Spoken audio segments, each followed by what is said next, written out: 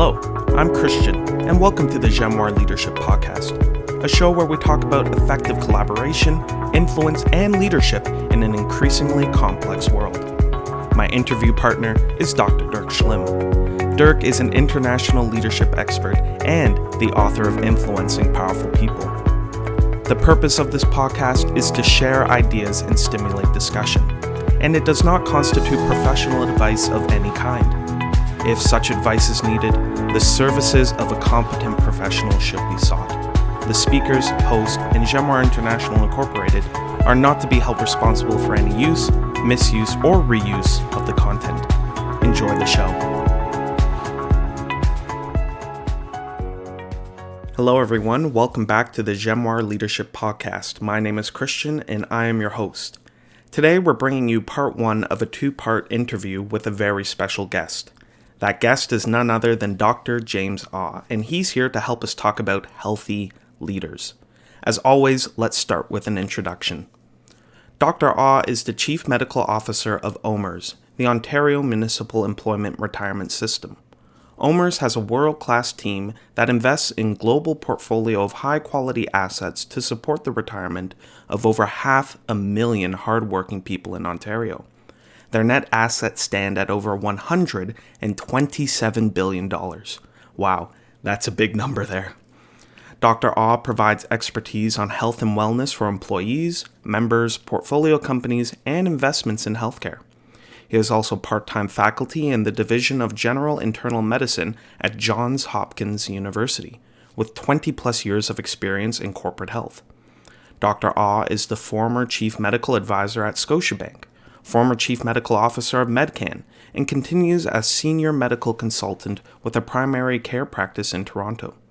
Dr. Ah is a past board member of League, a digital health company, and a past executive committee member with the McLaughlin Centre for Genomic Research, University of Toronto, and co-founder of NWEZA, a nonprofit organization focused on chronic disease prevention, health technology and research in Africa.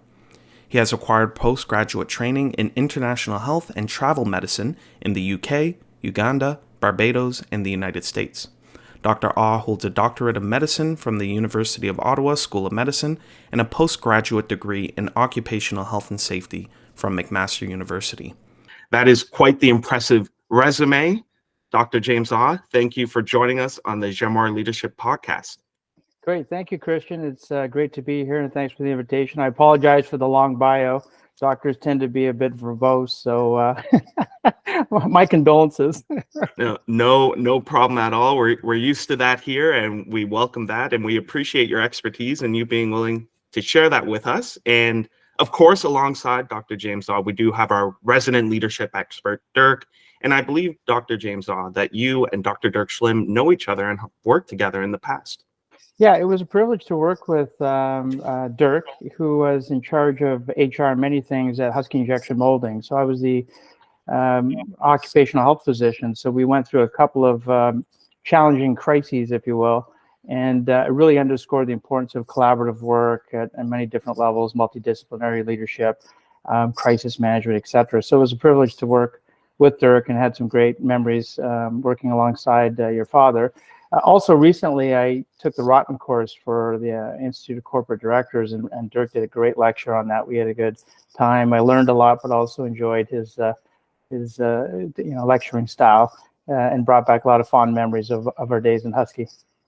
Oh, wonderful. That's so great to hear, and I'm glad that your relationship has continued. So, Dirk, with that said, I will let you take the reins here and lead us through this conversation. So, Dirk, please take it away.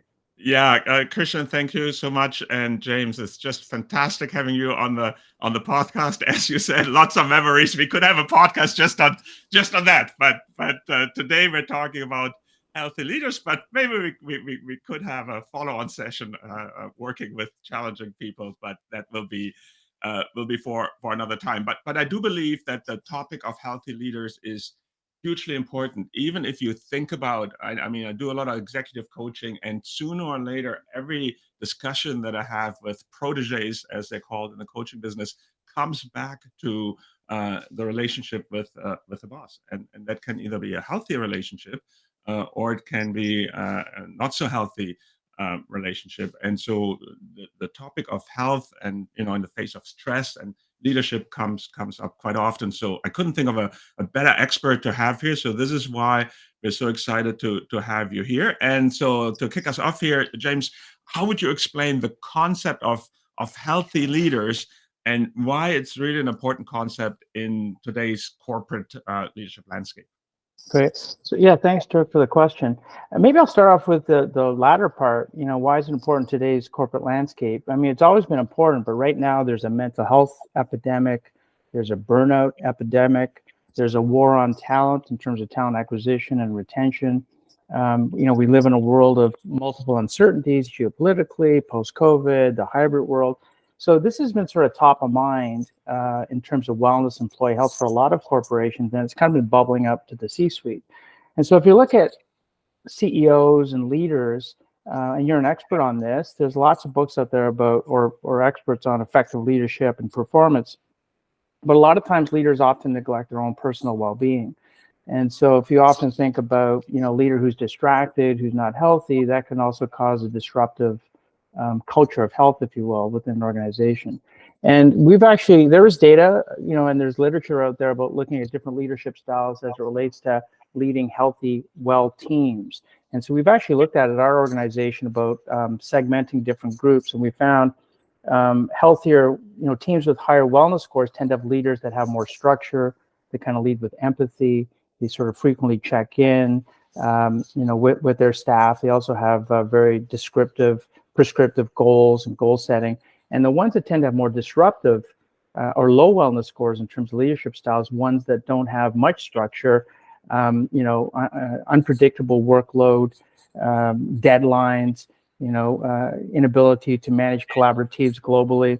So when there's lack of respect of the boundaries of what's expected in the task, sometimes that leads to an imbalance between demand, control, effort, reward, which leads to unwell teams. So as we know, leaders set the tone of a company, but they also need to set the tone in terms of a culture of health and to lead with empathy in our current times. Yeah.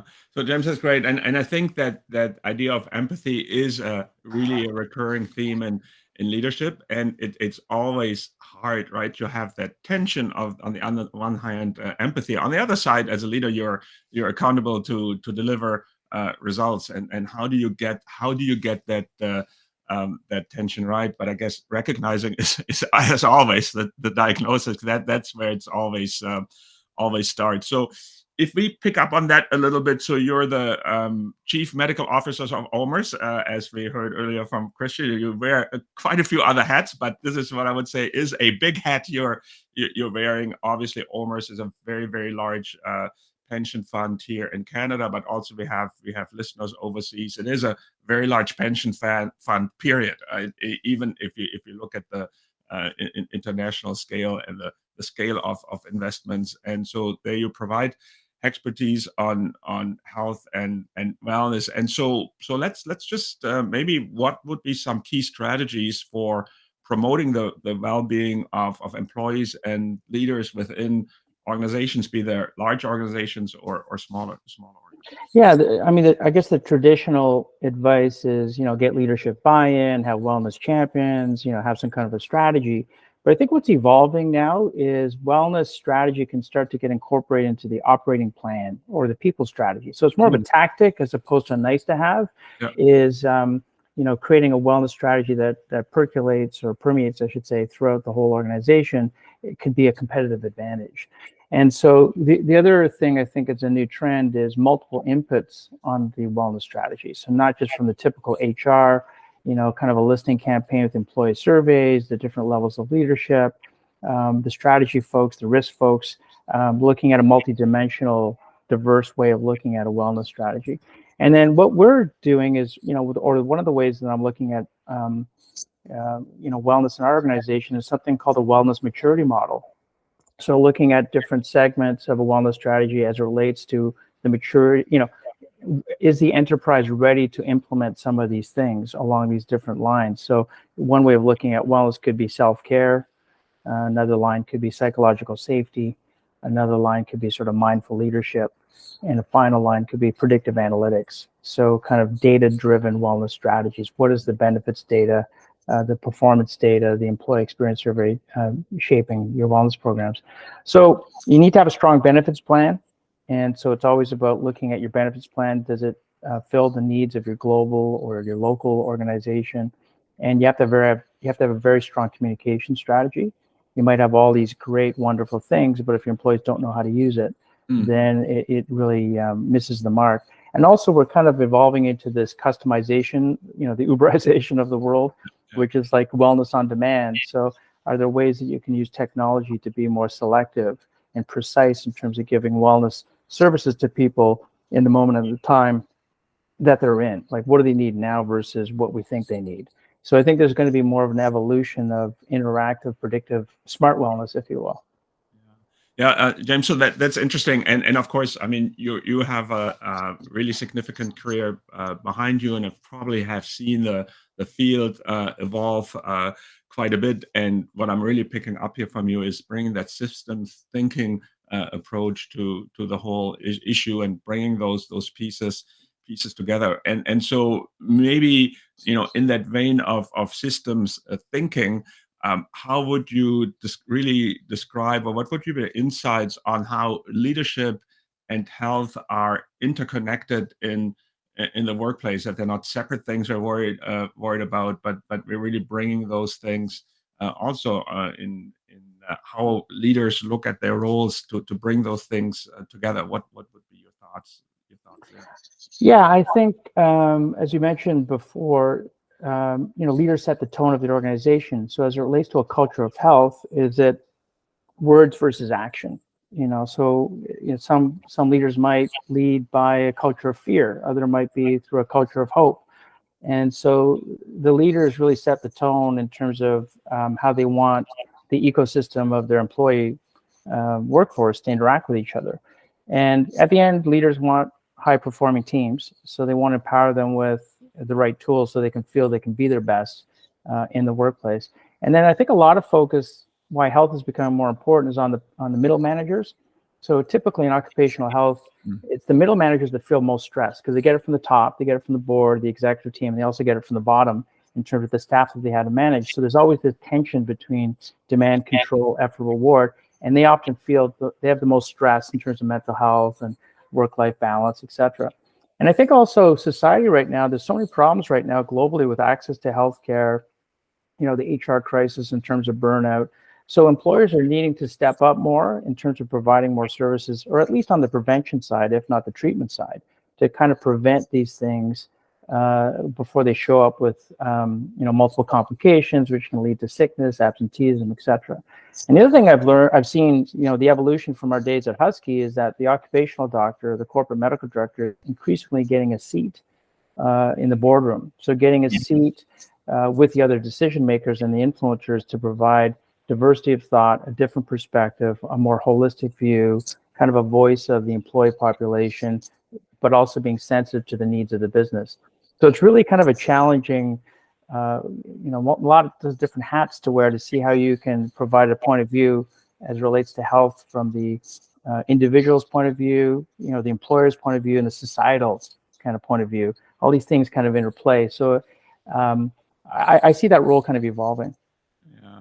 And James, probably this is why you are particularly effective in your role, right? So we met at the Director's Education Program, which is really a broad education program on all things related to boards with strategy, M&A, risk assessment, audit functions. We talked about difficult conversations in the boardroom there, and so it's really both ways, right? That corporate leaders may show a greater interest, appreciation for those health concerns and integrate those in their thinking, but then also that medical professionals, certainly at your level in a senior corporate function, really understand the demands and the pressures of the business, so that we come up with solutions that meet the test of the real hard world and the competitive environment. So if we can just take that and change tack here just a little bit, and maybe the next question goes back to one particular project I remember that we worked on together some years ago. So you have dealt with critical incident planning and infectious diseases in the workplace. I remember the SARS crisis, right? This was really the first time I was saying, wow, we're dealing with something here that we've never dealt with before. Certainly not in Canada, at least that I can remember. And so how can leaders effectively? So yes, we need to have the corporate programs, but I'm asking, what do you think a leader can do to effectively manage health crises? I mean, COVID is like obviously the perfect example right now, and the perfect storm example. And so manage that health crisis and maintain employee well-being during such a challenging time. Yes, I get help from my medical advisor, but what should I do as a leader to help with that? Yeah, I do remember Dirk fondly when we went through some of these different crises as a team. So I think that's the first thing is you need to get diversity of thought and opinions. You need to kind of put together a team of experts and stick to the facts and get people to communicate frequently to provide their point of view and perspective and feel safe to do that. Mm-hmm. So from an operation point of view, I'm worried about this. From a legal point of view, I'm worried about this. From the medical, I'm worried about this. So you need to have everybody together in a safe place, talking frankly during a crisis to get to the point, to get to the facts. So assemble the right team. As you mentioned, you need a plan, kind of emergency preparedness or risk team to go through all this stuff. But at the end of the day, it's frequent communication. So one of the words that came to mind for me when I was going through these different crises in the past is anticipatory guidance. So you're really trying to guide the operations and the safety of your employees with limited information. So you're really doing it on a weekly basis where you don't have all the facts. So that kind of goes back to leading with empathy, addressing the unknown, sticking to the facts, leaning on the experts, and having more of a balanced approach and doing no harm. So one of the things from the Hippocratic Oath for medicine is like, don't make it worse, do no harm. And so I think that in most crises are sort of the fundamentals, frequent communication, get the right influencers in the room, meet frequently, get inputs at all different levels of the organization, stick to the facts, communicate frequently, don't be alarmist, but also don't be, don't belittle things, don't be dismissive. And the good news about these things is if you do it well for leaders, it establishes huge trust. And, I learned a bit of that in the course too, the Institute of Corporate Directors, as, leaders that have empathy and trust and integrity can lead their organizations through times of crisis. But you need to be genuine and have integrity and be clear and transparent during these ups and downs. But if you lose that, you can lose your power of influence quite quickly. And don't talk about something they don't have expertise on. Yeah. So James, I think that is excellent advice, right? Especially this: don't talk about things you have expertise on. You ended with that, and I sometimes see that, and I think it also shows a dimension of leadership that as a leader, I'm not just called upon, and especially at that middle upper management. But so if you're not the CEO, anything, let's say below the CEO, is you're not just there to lead your function. Part of your job as a leader is to build relationships with others in the organization, invite their thinking, and it's something you do for your team is to build those relationships with other experts or other departments, because your department cannot function in isolation. And ideally, you build those relationships before the crisis hits, so that there is a good rapport and it's easy to reach out. So I think that was some critical advice you gave us here. So I really want to underline that. If we move from there, again, Christian read your very, very impressive bio, and I should add here, this is the edited version of James's bio. There's a lot more Christian could have added there, but those are the things that we picked out here. But one of your areas of interest is preventative medicine, and so here again, we like to get very practical here on the Genoa podcast. So what would be, since we have the doctor in the house here, what would be some practical steps that leaders can take to proactively address health and wellness issues for, I guess, for themselves, for their teams, for their organizations, where they are? Yeah, so a big component of prevention is education. And so, and there's lots of literature about effective communication, and that people learn in different ways. So one size doesn't fit all. So I think the biggest part for an employer is a communication strategy, identify the content that you want to transmit to your audience. And so that's, not just one size fits all, it's multiple strategies, having a wellness champion, empowering your staff, having an executive sponsor that's behind these different initiatives. And also ERGs are very big, employee resource groups for inclusion and diversity and all these things. Those are very important. But I want to underscore what you said, Dirk, which is really important, is relationships. And so, one of the tools of wellness is resilience. And so there's all kinds of predictors of resiliency, which is, grit, optimism, what have you. But one of the most important things is your social support system. So most people that can deal with a crisis have a strong support system. So to your point about developing these relationships with experts before a crisis hits, it gives you more confidence to pull everybody together to deal with these things when a storm happens, when there's uncertainty. Same thing for prevention. For employee health is the middle manager's relationship with your manager, with your boss, is so important. So if you have a boss that has a high emotional intelligence, is open to growth and development, giving a lot of feedback, and gives you the right balance of autonomy that you need to grow, that's huge. And so I think a lot of focus on the middle managers, the managers, to raise their emotional health, emotional IQ, and to manage kind of the needs of the business with the needs of the times and the needs of their workforce is huge. So these are all part of prevention: relationship building, having different programs, having executive sponsorship, having an effective communication strategy. One size doesn't fit all. And the cool stuff in the future might be, will AI make things more smart? So there'll be different ways that employers can disseminate information that's relevant in the time.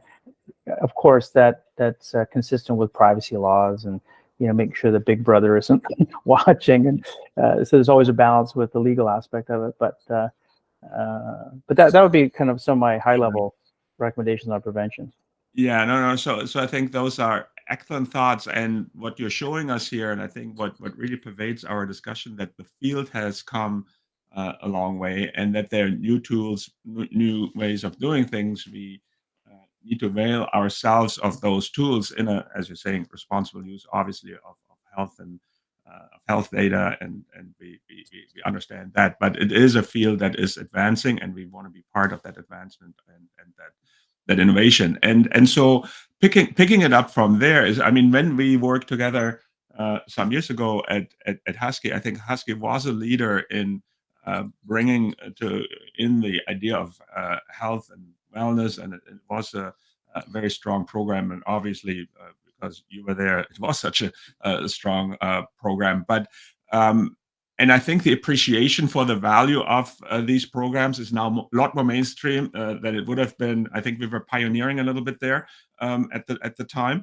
But there is still the question always, okay, what's the return, right? Is that really, in the end, helping the enterprise move its agenda forward to build a healthy business, serve customers, all of those things, right? That are on the CEO is typically worried about two things. They're worried about their customers, and they're worried about running a healthy, which includes a financially healthy business. So could you give us an example where you'd say, look, here we had a program, wellness, disease management program, that really made a positive impact on health of employees and leaders, and I would hold that up as an example of something where we really added value to the enterprise. Yeah, Husky Injection Molding, under your leadership and you guys were ahead of your time. So I was proud to be part of that concept of on-site wellness center and different services, multidisciplinary. So Husky was ahead of their time. But in terms of an example in current times, well, on the talent acquisition and retention strategy, we've got these leadership development programs. So we've developed this one called Excite, which has been hugely successful, which is for leaders at different levels of their organization, that they do sort of a 1 or 2 day kind of workshop, which addresses all the different aspects of being a leader. A lot of the things that we were talking about earlier in the podcast. So that's been sort of very successful. People are empowered when an employer takes interest in growth and development and giving them skills both in their personal and professional life. Other kind of low-hanging fruit that's been very successful, these wellness challenges, so fitness challenges around the world, people, and linked to volunteerism. So raising money, helping, doing some good, that, you know, but with some kind of activity and competition is great in the social aspect of wellness. Yeah. So the social aspect, that's been sort of powerful. And then health education series, bringing in speaker series, open mic sessions, but as long as it's linked to what's relevant to the organization. So if you just do stuff that's boilerplated, it doesn't have any traction. But if it's something that's customized and personal, that's really good. And then I would say the other thing that is interesting is, I don't know about huge impact, but meeting etiquette. So, you know, with this hybrid world and virtual back in person. So, you know, I was just at a meeting yesterday where they always start off with a wellness moment. So they rotate who the chair is, and then everyone has to share kind of like, hey, what do you do to unplug? Like, what's your little pearl? So it just kind of sets the tone, right? It sets the tone of psychological safety. It kind of makes us feel more humane again. It's kind of a connecting exercise, like, hey, you know, we're all on the same mission. We all want to help the enterprise. We're all working together, but hey, we're also human. We got needs, and life is stressful, and we care. And so we're going to work hard, but you know, what do you do to unplug? So anyways, these little, sometimes it's not always the huge things, like the big splashy in the website. We spent a lot of money. It looks fantastic. Sometimes it's the little things that are the daily habits that really permeate throughout a culture of health. And we see this across different divisions, different leadership styles that really walk the talk. There's sort of a halo effect. And of course, the psychological safety is big too, right? So that's the kind of the buzz. And I've heard some negative, well, I shouldn't say negative feedback, but there's been some discussions about, maybe that's the wrong word, like safety, you know, there's a connotation of safety, like, oh, it's dangerous. You know, maybe we should kind of make it a softer word, like psychological well-being. You know, why everything has to be so harsh? You know, so anyways, these are kind of things that, you know, small and big, that, again, like I said, on prevention, one size does not fit all. You got to come at multiple different levels. And how you measure impact, we are doing that too, is we're looking at wellness indices that are benchmarked across industry. So looking at qualitative employee engagement surveys, employee experience surveys that can benchmark across industry, across these different pillars of what we think is important for wellness, so that there's actually a tangible measurement, you know, versus the traditional ways of just looking at participation rates. Yeah. So James, I really, couple of things I want to emphasize that you mentioned that I think are so important. And the one thing is making this stuff that you may read in a book, or you hear at a conference, or you get from a consultant, how do you bring that into your organization? And I think this is the job of leadership. Hey, okay, I learned something new here. I'm getting great ideas from Dr. James, who comes and gives a talk at my organization. But then I know how the organization ticks as a leader. And there typically is a translation required. Some things may not quite fit culturally. Some are really good ideas, but we want to plug them into things that are already there and not just start this whole new program. And so that is really a key thing. And you mentioned that, right? How do I bring that into the organization? And then the other one, I know psychological well-being or safety is a big word, but my own experience here, I mean, we talked about Husky. It was a pioneering place in many aspects of corporate world and business and strategy, and the wellness and medical aspect, as you mentioned, was surely one of them. But it was also a very hard driving and a very, very stressful place. And I remember at the time I had a quarterly meeting with the one of the board committee chairs, later chairman of the board, and that was Bob Gillespie, who was at the time the CEO of General Electric Canada. And so I went there. He always asked me, come to my office. He wanted me to be, you know, in a different locale. And he always started, hey, Dirk, how are you doing? How things are going? And he is like a very senior executive, works for Jack Welch in an organization at the time that was hard driving itself. And so to see somebody like that, who, you know, had many things to do, take time to really ask how I was doing and listening with interest to this. That impressed me to this day, and that's why I'm talking about it here. And again, he's a leader who otherwise had to deliver for Jack Welch, right? If you weren't delivering, you wouldn't be around. And to get that right, to create that psychological well-being place and start our conversation with a genuine inquiry. Hey, how is it going? Not, yeah, it's fine, and then we go to the agenda, but really asking. I mean, that stuck with me, and that's just something you mentioned there that I think we can learn from. Okay, we're going to pause it there. We thank you for coming around this time to the Jamar Leadership Podcast, but we hope that you'll join us next time, because as we said, this is only part 1 of a 2-part interview. You can already get a sense of how fascinating this conversation is, but I assure you next time it might even be more fascinating. Dirk and James will get into topics such as global health initiatives, social responsibility, and even personal strategies you could bring to your own life and leadership. Anyway, that's it for now. We hope you'll join us again next time, and Dirk and James will continue the conversation. See you there.